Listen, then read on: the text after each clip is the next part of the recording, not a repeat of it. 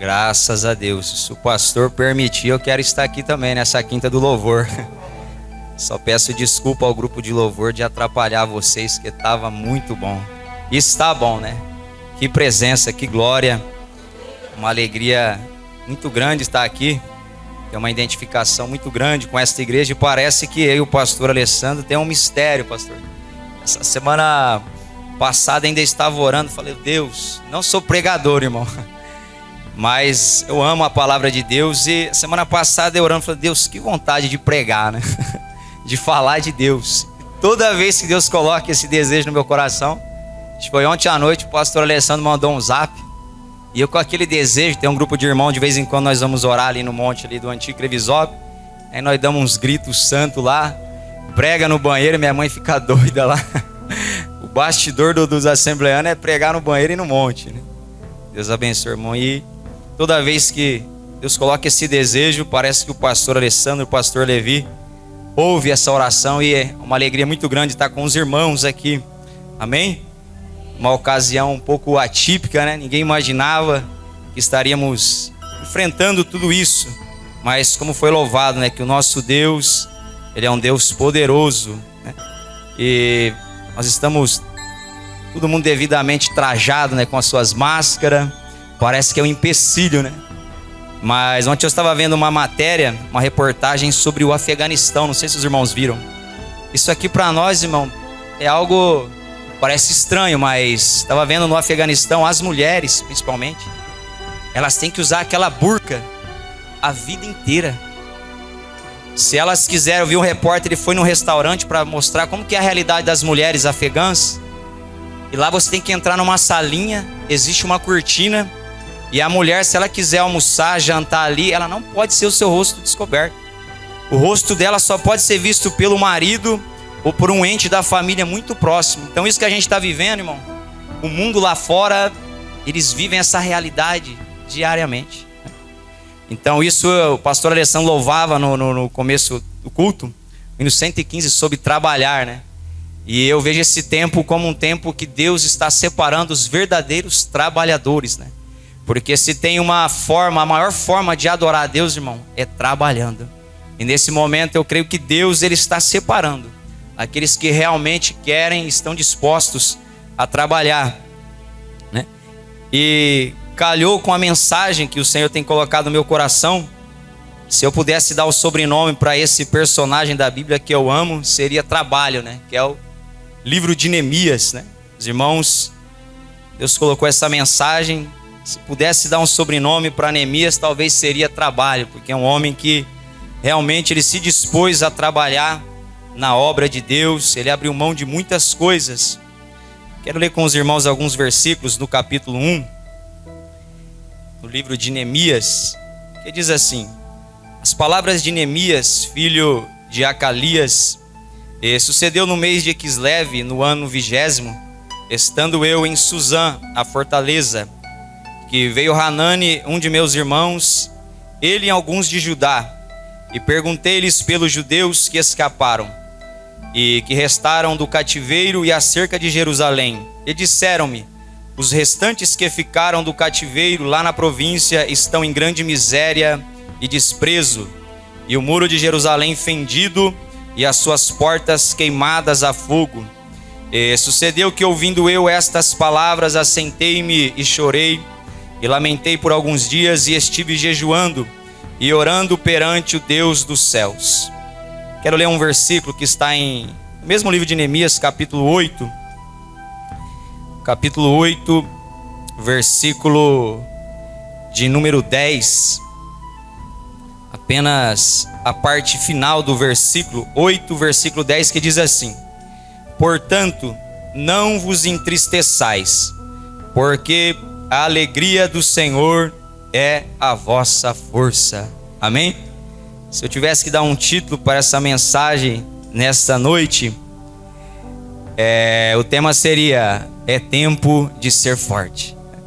E se você tivesse que escolher nessa noite entre ser feliz e ser forte, se você pudesse escolher nesse momento que você está vivendo entre ser feliz e ser forte, qual seria a sua escolha? Eu vejo que antes dessa pandemia, a humanidade, pelo menos aquilo que nós vimos nas redes sociais, a rede social, o mundo virtual se tornou tão real quanto o mundo real, né? E se nós olhássemos e observássemos, né, o mundo virtual, nós vamos ver que o mundo caminhava de uma forma que todo mundo aparentemente era feliz. A humanidade buscava esse objetivo a todo custo, né? Porque é isso que o mundo prega, que você tem que ser feliz, custe o que custar. E a humanidade caminhava por um abismo que muitos, né, buscavam essa tal felicidade, esse estado de espírito, de conforto, de gozo, de paz. Não que isso seja errado, não que seja pecado, porque o próprio Deus, nas Escrituras, Ele nos garante isso, que nós vamos ser felizes, que nós vamos alcançar esse estado de espírito, emocional, físico e humano, que é a felicidade. Mas quando nós vamos para a Bíblia, nós encontramos alguns parâmetros, nós encontramos alguns padrões de felicidade que vão contra aquilo que o mundo prega. Não que eu e você não vamos ser felizes, mas se nessa noite você pudesse escolher entre ser feliz e ser forte, eu tenho certeza que até o final dessa mensagem, o Espírito Santo, ele vai declarar ao seu coração, ele vai declarar à sua alma qual é a melhor opção dentro da Bíblia que eu e você nesse momento nós devemos escolher. E quando eu olho para as Sagradas Escrituras no livro de Neemias, nós vamos ver que este homem, né, chamado pelo Senhor ainda jovem, nós vamos ver que Jerusalém havia sido destruída, havia sido incendiada pelos babilônios, pelo Império Babilônio. E alguns desses homens, aquelas pessoas eram levados cativos. Abrindo um parênteses aqui, falando sobre, só para os irmãos terem entendimento, que Israel, durante um período de 490 anos, eles deixaram de dar o dízimo ao Senhor. O pastor Alessandro falava de a gente honrar a igreja mãe, de honrar a nossa mãe. Israel, durante um período de 490 anos, eles deixaram de honrar o Senhor com seus dízimos, com as suas ofertas, deixaram de deixar a terra descansar do ano sabático, que era uma ordenança do Senhor, deixaram a terra de descansar do ano jubileu, que era uma ordenança do Senhor. E como castigo, Deus, ele permite que a Babilônia leve Israel cativeiro por 70 anos. Então eu vejo que dentro disso tudo, muitos falam, a gente ouve muitas coisas, né, a respeito dessa pandemia, que é o diabo, que foi Deus. Sabemos que Deus está no controle de tudo. Mas Deus, quando Ele vê que a humanidade está saindo da sua rota, está saindo do propósito de Deus, Ele estende as suas mãos. E eu vejo que esse tempo que nós estamos vivendo é um tempo de descanso para a terra. Até os sismólogos, eu estava vendo esses dias, os cientistas, aqueles que medem a atividade sísmica da terra, né? Meio que é como se fosse um tremor, o barulho que o ser humano faz em cima da superfície terrestre. Está tudo calmo, está tudo parado. Os seres humanos não estão saindo de casa, os aviões, então a terra está descansando. E se nós olharmos para a Bíblia, lá no livro de Gênesis, você vai ver que Deus, quando Ele cria toda a humanidade, até Deus descansou. A Bíblia diz que e descansou o Senhor de tudo aquilo que Ele havia feito. Não que Deus precise descansar, porque Deus, Ele é eterno, Ele é soberano. Mas Deus estava estabelecendo um princípio para mim e para você, que nós precisamos descansar. E nesse período de descanso, não é como os muitos estão fazendo. Estava falando com o pastor Alessandro que a grande dificuldade agora, pastor, vai ser tirar os crentes de dentro de casa, irmão. Principalmente agora nesse tempinho de frio. Irmão, chocolate quente, pipoca. Irmão, os canais de TV fechada, tudo liberado. Mas esse período de descanso não é a gente ficar acomodado, mas é para a gente entender o que Deus quer com a gente. É para a gente olhar e pedir para Deus: Deus, o que o Senhor realmente quer da minha vida? E nós vemos que Neemias, a Bíblia diz que ele estava dentro de um palácio, irmão. Neemias, ele havia galgado, ele havia conquistado uma das posições mais importantes dentro de um palácio. Depois do rei, Neemias era o homem de maior confiança dentro do palácio. Neemias era o copeiro. Ele era aquele que provava o vinho para ver se não havia alguma diferença, algum veneno no vinho. E se tivesse, ele morreria, com certeza. Então, antes do rei beber aquela bebida, aquele vinho, Neemias, ele era aquele que provaria aquele vinho. Então, Neemias, ele havia conquistado uma posição de muito respeito. Neemias, ele havia galgado uma posição que muitos hoje almejam e querem o status que Neemias. Porém, um dia Neemias estava andando no palácio e ele se depara com um dos irmãos dele que estavam lá em Jerusalém, em Judá, que estavam ali participando de tudo aquilo que estava acontecendo. E esse irmão dele chamava Hanani. A Bíblia diz que quando Neemias vê Hanani, ele pergunta para Hanani: e aí, como é que estão os nossos irmãos? Se fosse hoje, Hanani falaria: rapaz, Neemias, você não está assistindo a Globo? Neemias, você não está assistindo a televisão, você não está assistindo os jornais, você não está acompanhando as redes sociais, Neemias? Neemias, uma grande pandemia, um grande vírus acometeu Jerusalém, Neemias. Neemias, a cidade está em lamento, a cidade está em miséria, Neemias. As pessoas estão chorando. E quando Neemias ouve essa notícia, a Bíblia diz que Neemias, ele cai em pranto, porque eram os irmãos dele. Embora Neemias estivesse dentro de um palácio, irmão, eu não consigo imaginar alguém triste dentro de um palácio, irmão. Nós vimos há poucos tempos aquele príncipe Harry, que ele abriu mão, né, da sua condição de sucessor do reino para acompanhar sua esposa. Você vê que o princípio inverteu, né? Que a Bíblia diz que a esposa tem que acompanhar o esposo. Mas eu vi esses dias uma reportagem que ele já se arrependeu. Como que eu vou abrir mão de algo, de um princípio, de um reino? Mas Neemias, ele sabia que aquilo ali não era o reino que Deus havia estabelecido para ele. Embora ele estivesse dentro de um palácio, em uma condição de muito respeito, ele estava como um escravo, como um cativeiro, como um empregado do rei. E quando ele ouve a notícia de que o seu povo estava sofrendo, estava em miséria, que havia uma grande pandemia, Neemias, ele cai em pranto.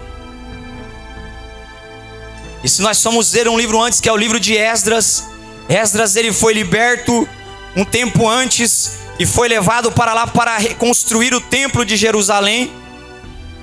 Nós vamos ver que naquele tempo, irmão, já se levantaram alguns governantes. Se fosse hoje, eu até diria o nome para vocês, mas a Bíblia dá outro nome. Se levantaram alguns governadores ali, no tempo em que Esdras se levantou para reconstruir o templo, e eles fizeram exatamente o que estão fazendo hoje, irmão. Sabe o que eles fizeram com Esdras? Estabeleceram um decreto, falou: ó, ninguém mais trabalha. Ninguém mais vai trabalhar. Vamos fechar tudo, David. Vamos fechar o comércio, vamos fechar a construtora. Esdras, ninguém mais trabalha. E pararam tudo, irmão. Só que Esdras servia o Deus Todo-Poderoso de Israel. E a obra não parou. A obra não parou, irmão. Da mesma forma aconteceu com Neemias. A Bíblia diz que Neemias, ele vai se apresentar em uma ocasião diante do rei. E naquela cultura, na cultura persa, você se apresentar diante do rei com um semblante desagradável era uma afronta. E o rei percebe que Neemias, ele está com o seu semblante triste. Só que Deus já estava trabalhando, irmão. E o rei pergunta: mas o que aconteceu, Neemias? Porque o seu semblante está triste? Porque o seu rosto está abatido? Ele fala: como eu poderia estar alegre se o meu povo, se os meus irmãos, se a igreja, se as pessoas lá fora estão sofrendo, os muros estão destruídos, os portões estão destruídos, o povo está sendo perseguido? E a Bíblia diz, se nós formos estudar o livro de Neemias, que Neemias, ele ora durante 4 meses e jejua durante 4 meses. E o decreto que havia se estabelecido lá em Jerusalém, cai por terra. E sabe o que acontece? O rei estabelece uma carta autorizando Neemias a ir reconstruir os muros de Jerusalém. E mais do que isso, irmão, aqui eu aprendo um princípio, que a oração, ela quebra e coloca por terra qualquer decreto. Muitas pessoas estão falando um monte de coisa aí, irmão, mas se tem uma coisa que eu e você jamais devemos deixar de fazer, é orar. Muitas pessoas, não importa se o vírus veio da China, se foi fabricado em laboratório, o que o Dória está fazendo, o que ele está deixando de fazer, irmão. A oração de um justo, ela quebra qualquer decreto. E além de autorizar Neemias reabrir as portas de emprego em Jerusalém, sabe o que o rei fez? Neemias, o que você precisar lá de material, eu vou mandar para você. E outra, sabe aqueles que se você chegar lá, vão te afrontar? Você vai encontrar opositores, governadores, deputados lá querendo fazer decreto para parar a obra. Sabe o que o rei fez? O rei mandou uma comitiva, irmão. Mandou uma comitiva do seu exército para proteger Neemias e o povo de Judá que estava lá, irmão. Irmão, a oração tem um poder sobrenatural. Esse tempo é um tempo em que nós vamos conhecer verdadeiramente aqueles, irmãos, que estão na presença de Deus. E o rei, ele autoriza Neemias a ir reconstruir os templos, o muro de Jerusalém. E como eu disse, na vida, nós vamos ter que fazer essa escolha como cristão. Se você quer ser feliz ou se você quer ser forte. O mundo vai dizer, irmão, que você vai ter que ser feliz a todo custo. Não importa se você tem que se endividar, não importa se você vai ter que largar sua mulher, vai ter que largar o seu esposo, vai ter que abandonar seus filhos, vai ter que sair da igreja. O importante é você ser feliz. E eu entendi uma coisa, que tem um ditado popular muito grande, muito conhecido, talvez você já tenha dito isso e falado isso um dia, que quando nós somos criança, a gente é feliz e não sabe, né, pastor Edson? Quando a gente é criança, a gente é feliz e não sabe. Isso é uma grande verdade. Porque a criança, irmão, ela não tem a consciência, ela não tem o entendimento ainda do que é a felicidade. A criança, ela só quer brincar. Ela só quer ser feliz, irmão. Eu me lembro da minha época de criança, irmão, a criança, ela não tem consciência de que ela tem que acordar cedo e trabalhar e buscar o alimento, não. Ela vive pelo desejo e pela vontade. Se a barriga dela dói, ela quer comer. Se ela sente sede, ela vai querer beber água. Se ela sente frio, ela vai querer se acobertar em algum lugar, irmão. Se ela sentir sono, ela vai deitar em qualquer lugar. Ela vai dormir. Ser feliz para uma criança é muito simples, é muito prático. A criança, ela é feliz, irmão.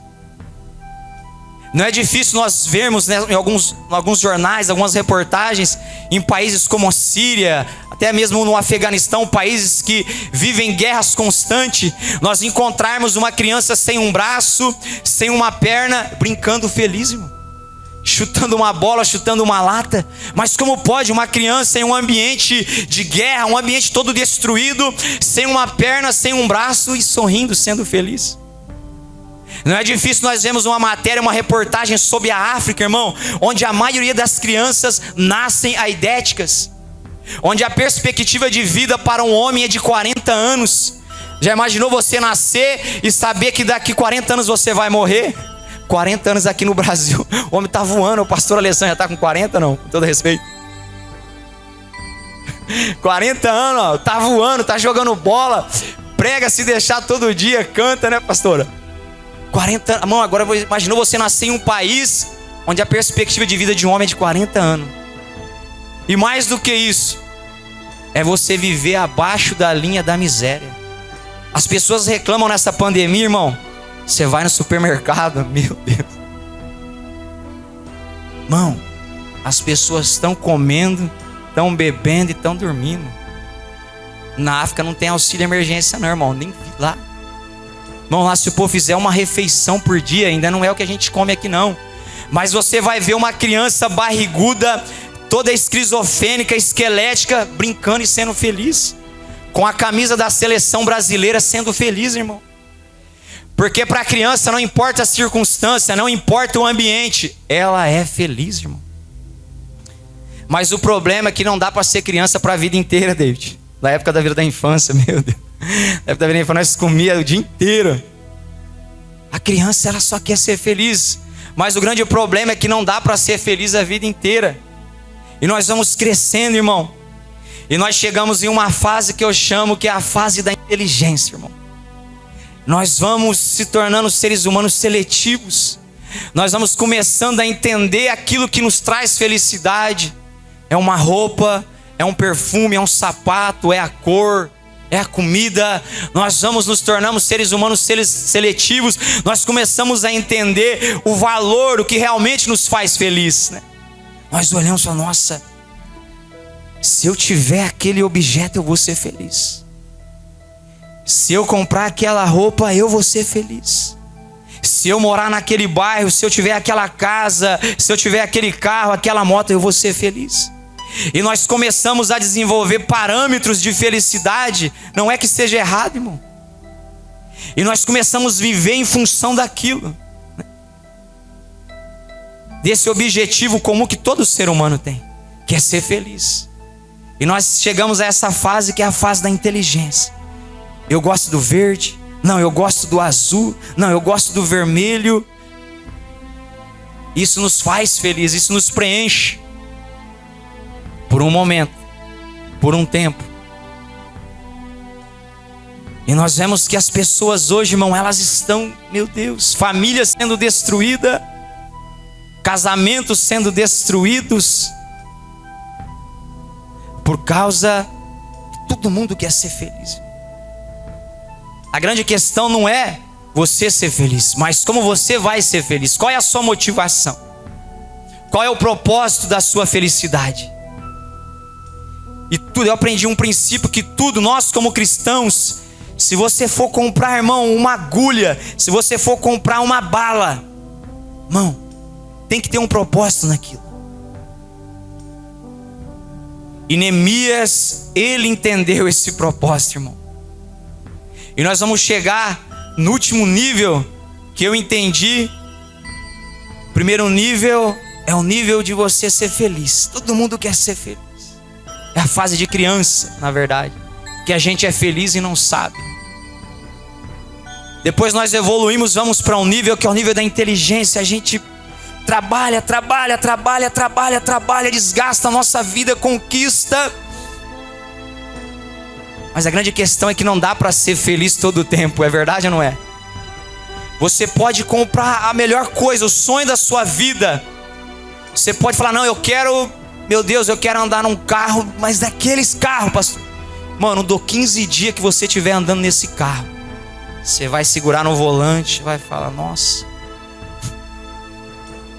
eu achei que era mais, né, pastor? Meu Deus. Pode ser o carro mais caro do mundo, irmão. Vai dar um mês, 30 dias, 60 dias que for, você vai entrar dentro daquele carro e falar, meu Deus. Aquilo ali tem um poder de fazer você feliz por um tempo, é transitório. As irmãs, né, elas passam, agora as lojas tudo fechadas, né, pastor? As irmãs devem estar, meu Deus, os pastores devem estar numa prova. Elas passam assim na beira daquelas vitrines, aquelas lojas chiques no centro, e falam, meu Deus, que sapato, que vestido, que roupa, Jesus. Aí você coloca a roupa, irmão, você vai uma santa ceia, né, pastor? Vai 2, vai 3, você fala, meu Deus, eu achei que era tanto assim, Jesus. Chega no mês que vem, na outra ceia, a mulher já está falando, amor, eu vi um vestido, eu vi um sapato. Mas você não falou que aquele lá era o vestido? Você não falou que aquele lá era o sapato do sapato? Eu aprendo, irmão, que não dá para ser feliz constantemente. Eu aprendo que a felicidade, ela é um momento que nós vamos viver, que vai nos alegrar, vai nos satisfazer, vai preencher um propósito na nossa vida. Mas o maior propósito é o último nível. E Neemias entendeu esse nível, que é o nível de ser forte. Tanto que no versículo 10 do capítulo 8 ele fala que a alegria do Senhor é a nossa força. Eu não consigo imaginar alguém vivendo dentro de um palácio sendo infeliz. Bom, ele bebia do vinho do rei, irmão. Só aquele príncipe Harry lá que parece que deu uma chapada, mas parece que ele já se arrependeu. Meu Deus, ele morava do lado da família inteira, no reino, irmão. Mas eu não consigo imaginar alguém triste e infeliz dentro de um palácio, a não ser por um porém: que este homem seja crente e ele entendeu que o propósito de Deus na vida dele não é ele ser feliz. Sabe o que eu aprendo no livro de Neemias? Que eu vou viver alguns momentos de felicidade nessa terra, e a felicidade ela vai preencher um espaço na minha vida, um período, mas que o maior propósito da minha vida nessa terra, sabe qual que é? É alegrar o coração do meu Deus, irmão.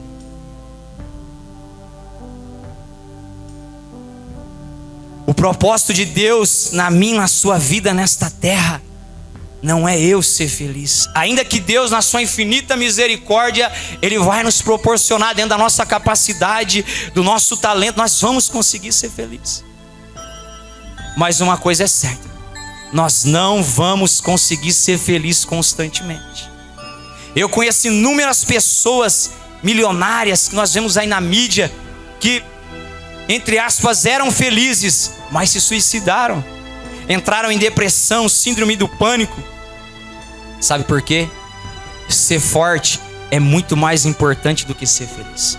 Porque a felicidade um dia ela vai acabar. E quando essa felicidade acabar, se você não for forte, irmão, você vai sucumbir na depressão. Muitos vão se suicidar nesta pandemia, sabe por quê?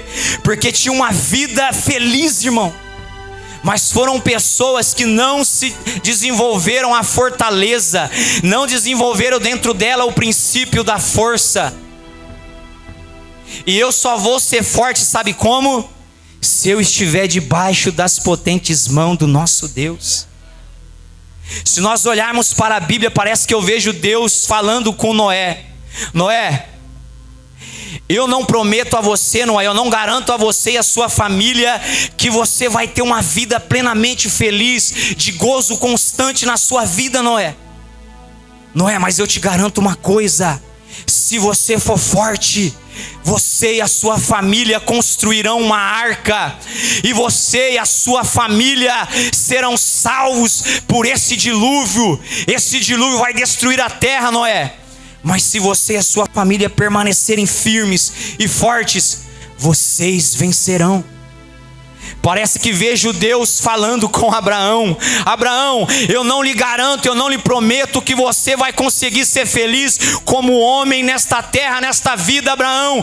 Mas uma coisa eu lhe prometo: se você for forte, você será o pai de uma nação, você será pai de multidões. Se você for estudar a vida de Abraão, irmão, Abraão era um sheik. O pai de Abraão era milionário, irmão.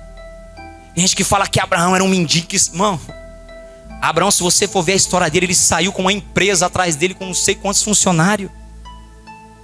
Você acha que foi fácil ele abrir mão da felicidade dele, irmão? Se tem uma coisa que alegra o coração nosso, é a família, não é?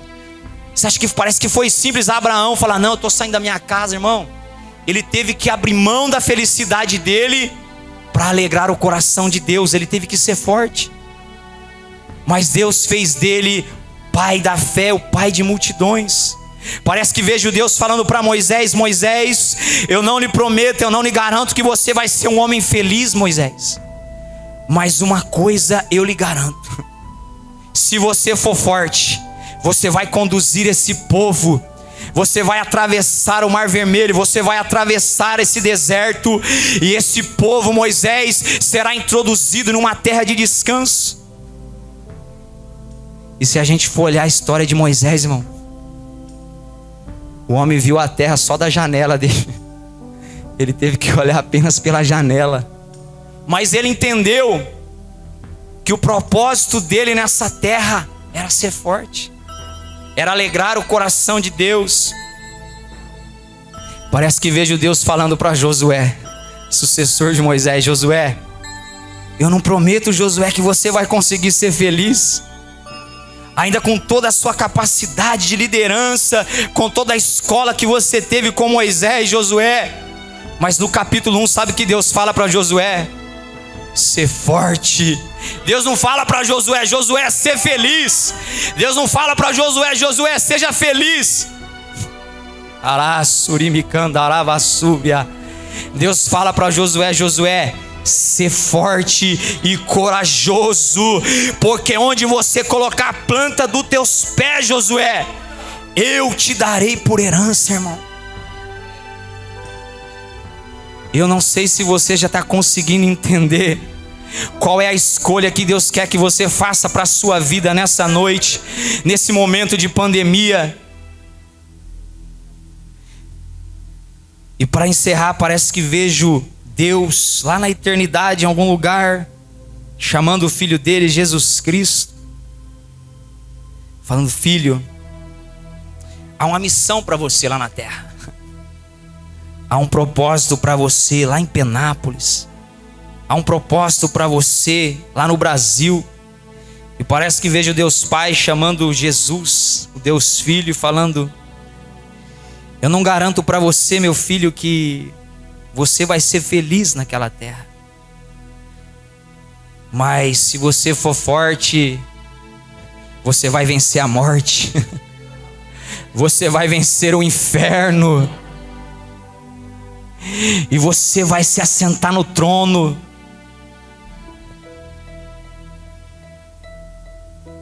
E Neemias, ele entendeu esse propósito, irmão.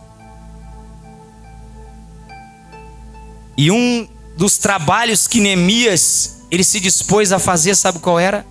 Reconstruir os muros.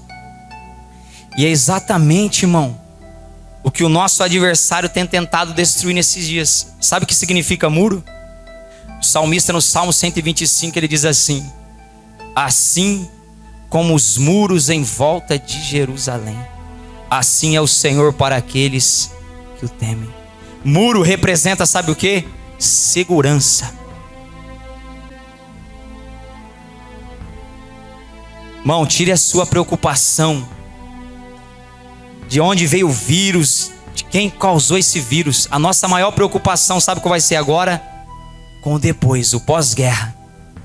Que Deus, com certeza, Ele irá procurar os verdadeiros Neemias, aqueles que verdadeiramente vão entender o propósito de Deus sobre esta terra, de que eu não estou aqui, irmão, para ser feliz, ainda que Deus vai me proporcionar momentos de felicidade, mas que eu estou aqui para cumprir o que Neemias fez. Sabe o que Neemias fez? Ele abriu mão do palácio, irmão.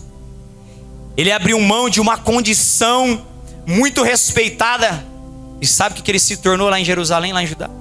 Ele se tornou governador, irmão.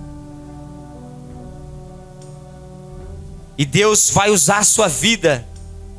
Não importa se é dentro da sua casa, não importa se Deus vai usar você dentro da sua família, irmão, para restaurar os muros dentro da sua casa, dentro do seu trabalho, dentro do seu ambiente familiar, onde quer que seja, Deus vai contar com você. Deus vai querer usar a sua vida para reerguer esses muros, que é o muro da oração, é o muro do jejum, é o muro da família. Se você pudesse colocar de pé, com a autorização do pastor, eu gostaria de orar por você.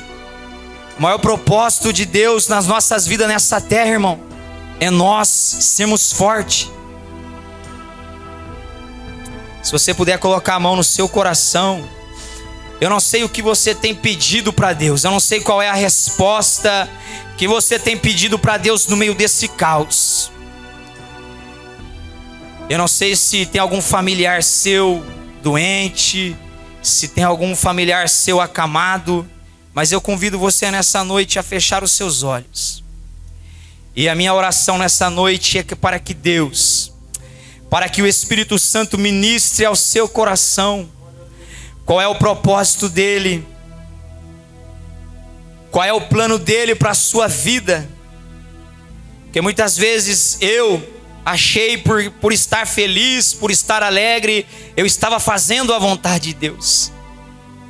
E quando nós vamos para a Bíblia, nós vamos entender que muitas vezes, e na maioria delas, nós vamos ter que negar a nossa vontade, nós vamos ter que negar, renunciar a nossa felicidade para cumprir o propósito de Deus. Espírito Santo, eu te louvo, Senhor, eu te agradeço uma vez mais, Pai. Deus, eu ministro, Senhor, sobre esta igreja, Senhor, sobre estas vidas, Senhor, que estão aqui, Pai. Ó Deus, quem sabe representando, Senhor, a sua família. Ó Deus, eu não sei se algum perdeu o emprego, se está passando por um momento de dificuldade, de escassez, Senhor. Meu Deus, eu ministro nesta noite, Senhor, que o Senhor venha renovar, Senhor, as nossas forças. Pai, o Senhor venha renovar, restaurar, Senhor, a nossa fé, Pai. Meu Deus, porque tempos, Senhor, difíceis sobrevirão, Senhor, ainda mais sobre as nossas vidas, Jesus. Senhor, mas nós cremos que o Senhor tem o domínio de todas as coisas, Pai. Meu Deus, e que este tempo que se aproxima, Pai, seja um tempo, ó Deus, de saúde. Seja um tempo, Senhor, de voltarmos o nosso coração, a nossa mente para a sua palavra, Jesus. Desperta, Senhor, o dom. Desperta, Senhor, a chamada de cada um, Senhor. Meu Deus, eu louvo a Deus pela vida do pastor Alessandro, pastor Levi, Senhor. Cada obreiro desta casa, Pai. Em nome de Jesus, Pai. Amém, Jesus.